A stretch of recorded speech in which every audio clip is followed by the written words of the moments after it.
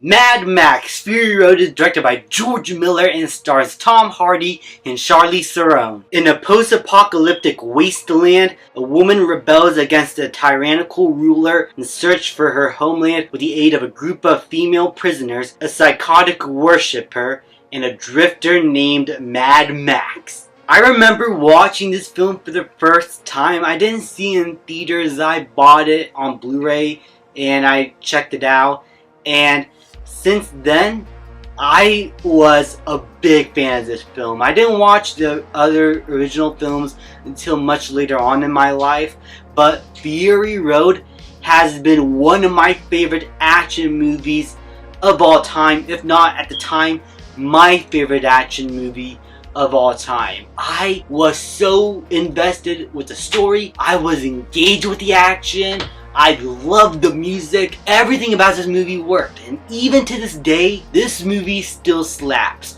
What I really loved most about Fury Road was how it was able to mix in practical effects and visual CGI effects perfectly, to the point where you can't even tell what is CGI or what is practical at times. Sure, there are big sweeping shots where it's obvious that they need to be done with CGI, but they were incorporated so well into the film that you don't even notice that they are actual effects because you don't think about it. You are invested enough in the story and the characters to the point where you don't even notice this stuff. And that is a sign of a great film, to where you are engaged with the story, you're engaged with the characters, and all the technical aspects of the film that are done perfectly is like a nice little side dish that is just as delicious. Mad Max, played by Tom Hardy, is really fun here. I was worried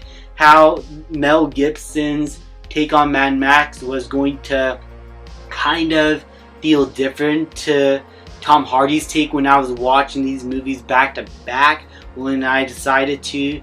But I think Tom Hardy did a good job at progressing Mel Gibson's take of Mad Max while doing something a bit of his own that still feels like the character, but I also really like how he's still able to feel involved with the story and that he still feels like the main character. We're seeing everything through his perspective. Sure, Furiosa is a great character and I really love her. Her entire story is compelling. I love her relationship to these ladies and how she interacts with them as a leadership type figure, and her rivalry between the Immortan Joe is very compelling, but it never detracts away from Tom Hardy all that much.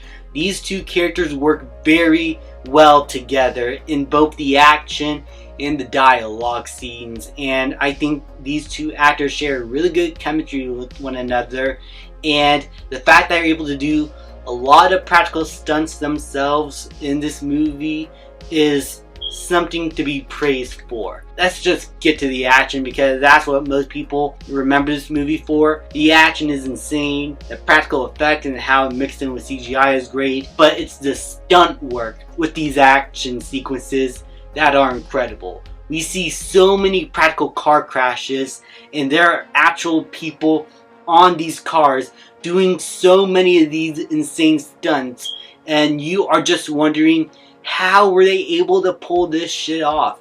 The cinematography also helps showcase the amazing stunt work on display.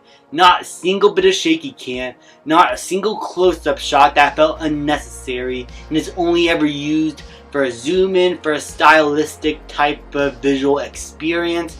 For the most part, everything is shown in beautiful wides and you are just enthralled with the action sequences. Due to the amount of action it has, it's very fast paced. And while sometimes that could be a detriment to some films feeling too fast, for a movie like this, it feels perfect. There's never a dull moment in the chase. You feel like the bad guys are always one step behind you and they're getting closer. So the fact that our characters are in just as much of a rush to get away from the bad guys helps make this film feel all the more immersive as a chase movie.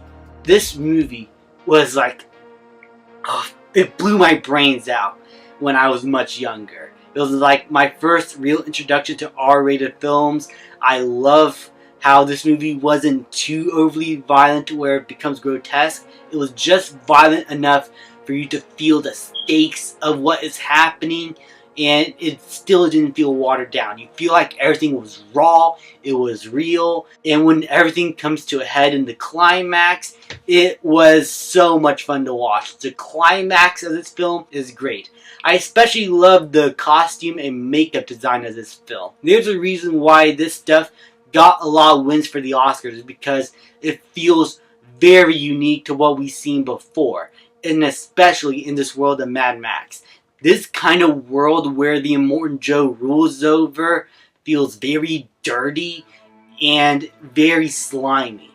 You feel like that everyone in this town is being taken advantage of, and that this guy needs to stop what he is doing. Where they are could have the potential to be beautiful, but it's run by an egomaniac.